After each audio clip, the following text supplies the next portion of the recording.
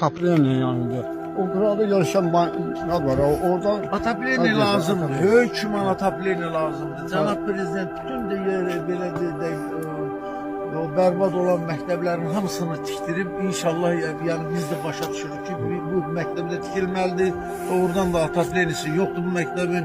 En az atapleni olmalıdır ki bu günləri sağlam canda belə deyək ki sağlam fikir olur.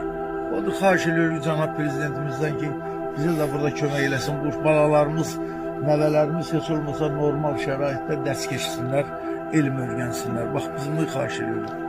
soyuqdan otura bilmirlər. Neft yanır, külə vurur, söndürür. Palto ilə otururlar. Müəllim, uşaqlar hamısı elə. Yaxşı, həmin yolla gəldiyimiz yolla o uşaqlar bura gəlir. O yolla 60 dənə uşaq necə gəlsin sizin bura? Hansı ilə gəlsin sizin bura? Nələ?